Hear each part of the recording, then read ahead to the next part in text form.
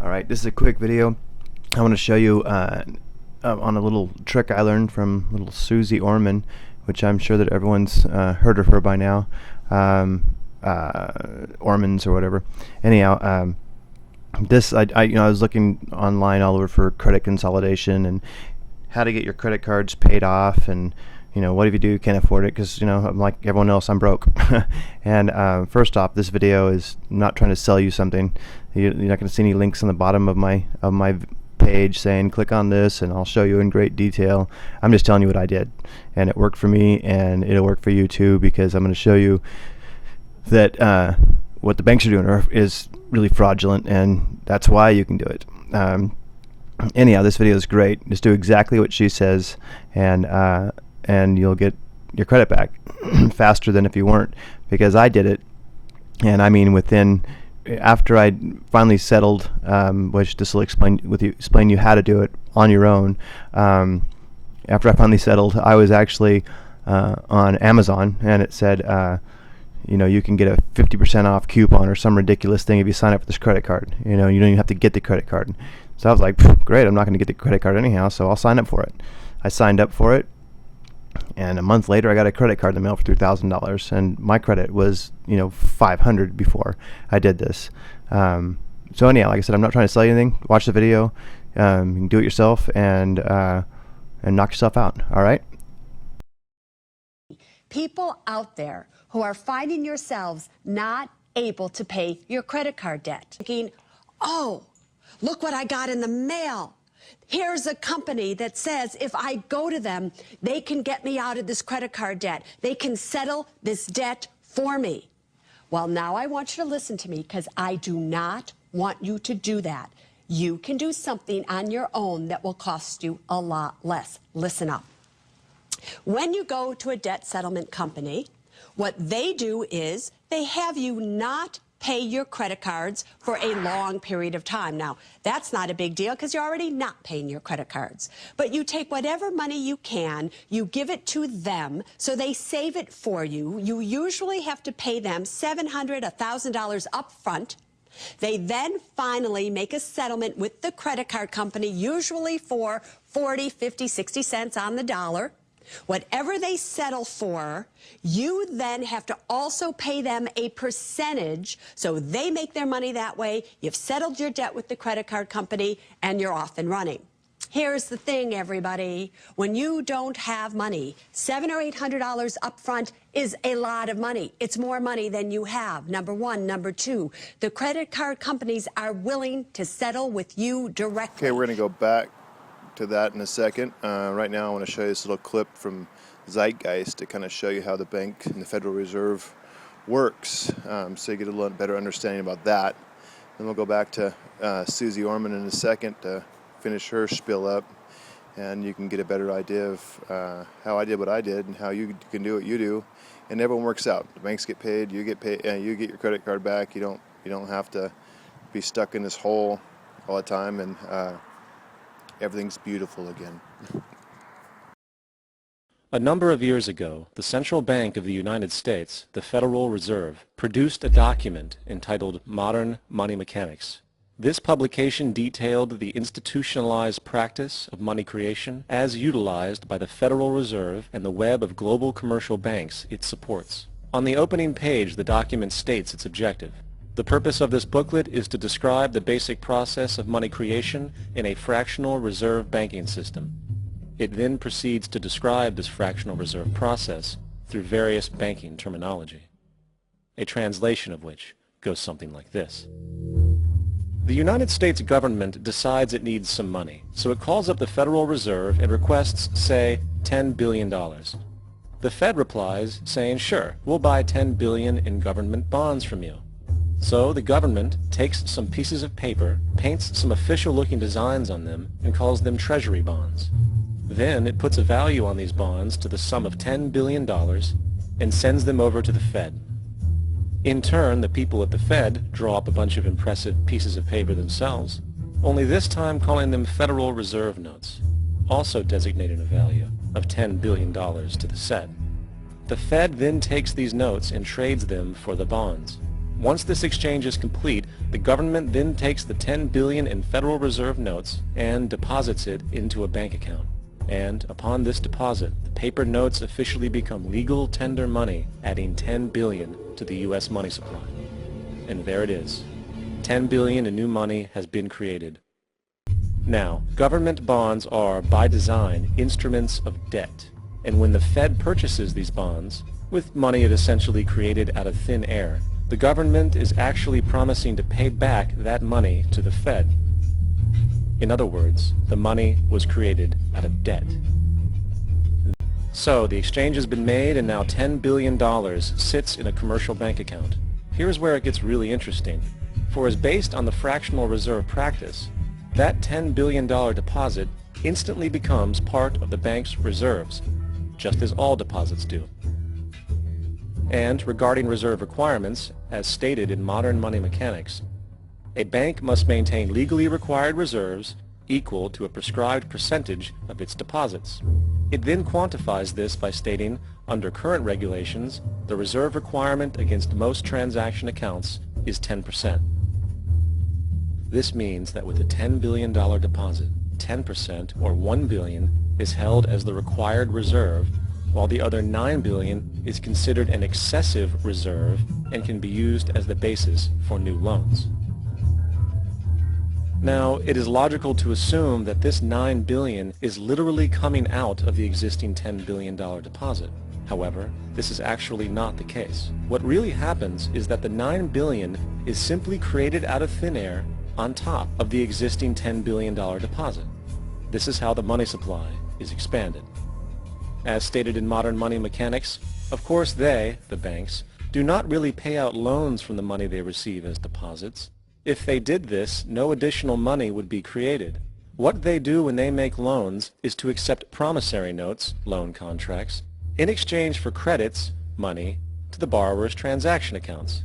In other words, the $9 billion can be created out of nothing simply because there is a demand for such a loan and that there is a $10 billion deposit to satisfy the reserve requirements. Now, let's assume that somebody walks into this bank and borrows the newly available $9 billion. They will then most likely take that money and deposit it into their own bank account. The process then repeats, for that deposit becomes part of the bank's reserves. 10% is isolated, and in turn 90% of the $9 billion, or $8.1 billion, is now available as newly created money for more loans. And of course, that 8.1 can be loaned out and redeposited, creating an additional 7.2 billion, to 6.5 billion, to 5.9 billion, etc. This deposit money creation loan cycle can technically go on to infinity. The average mathematical result is that about $90 billion can be created on top of the original $10 billion. In other words, for every deposit that ever occurs in the banking system, about 9 times that amount can be created out of thin air. As dysfunctional and backwards as all of this might seem, there is still one thing we have omitted from this equation. And it is this element of the structure which reveals the truly fraudulent nature of the system itself. The application of interest. When the government borrows money from the Fed, or when a person borrows money from a bank, it almost always has to be paid back with accrued interest. In other words, almost every single dollar that exists must be eventually returned to a bank with interest paid as well. But if all money is borrowed from the central bank and is expanded by commercial banks through loans, only what would be referred to as the principal is being created in the money supply. So then, where is the money to cover all of the interest that is charged? Nowhere. It doesn't exist. The ramifications of this are staggering, for the amount of money owed back to the banks will always exceed the amount of money that is available in circulation. This is why inflation is a constant in the economy, for new money is always needed to help cover the perpetual deficit built into the system, caused by the need to pay the interest. What this also means is that mathematically, defaults and bankruptcy are literally built into the system, and there will always be poor pockets of society that get the short end of the stick.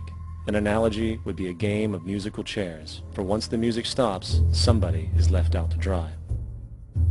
And that's the point. So if you find that you are in a situation where you are already behind, it's already been charged off, or it's gone to a collection agency, or it's about to, if you do have some money, let's say you owe $17,000, $24,000 to some credit card company that's now in collection. If you have $6,000, $7,000, don't be surprised that if you called the collection agency directly, that they won't settle with you. Of course they will. They rather get something rather than nothing. So it is very, very important to understand you have what it takes to do this on your own. Now, if you do it on your own, I want you to follow these steps. If you make a settlement, you are not to pay that settlement with a check from your personal bank account. Do you understand? You are to pay it with either a cashier's check or a money order. I do not want these companies to know your bank that you happen to be banking with. On the check, you are to write, if this check is cashed, that makes this account, put your account number, settled in full. Number two, when you do that, you are to also ask them, if you are to settle this debt, you want it to appear on your credit report that this debt is paid in full. You do not want the words settled. You want paid in full, because if the credit report says settled, future creditors will know that this is an account that you obviously settled on and that therefore you are a high risk. So you don't want that to happen. Next, if you are settling a debt yourself with a collection agency that purchased that debt from your original creditor, you also want to know that the original creditor can never come back at you for the difference of what you settled and what you originally owed. So you need to get all of that in writing. And last but not least, you need to understand that it is possible that you will owe income taxes on the amount of money you settled for and the original amount of money that you owed. So let's say you owed $20,000, you settled for $7,000. It's possible that you could owe taxes on that $13,000 difference. Therefore, you should always ask the collection agency to please state that you will not owe taxes on this money. And if they won't state that, also understand that if you are insolvent, which means you owe more than what you have, technically the IRS is not going to make you pay taxes on it. So check it all out so you don't spend money that you don't have. If you do all that, you don't need one of these debt settlement companies, and it will save you a lot of money. All right, so that's it in a nutshell. Take with it what you want. I'm telling you that it did work for me, and I've done it about 3 times now with me and my wife's credit cards, and now we both have credit that we'll never use, but we got it, and it really blew me away. And at the time, I already knew how the financial market worked, so I just didn't care.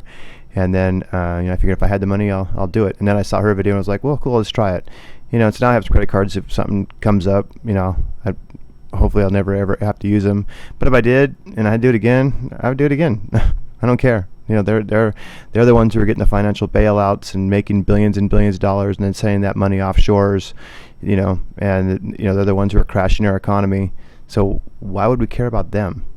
All right. Talk to you later. Please, if you like this video, subscribe and comment and click like. It helps me out a lot. All right. Talk to you guys soon. Have a good day. During the American Civil War, President Lincoln bypassed the high-interest loans offered by the European banks and decided to do what the Founding Fathers advocated, which was to create an independent and inherently debt-free currency. It was called the greenback. Shortly after this measure was taken, an internal document circulated between private British and American banking interests stated, "Slavery is but the owning of labor and carries with it the care of laborers, while the European plan is that capital shall control labor by controlling wages. This can be done by controlling the money. It will not do to allow the greenback, as we cannot control that.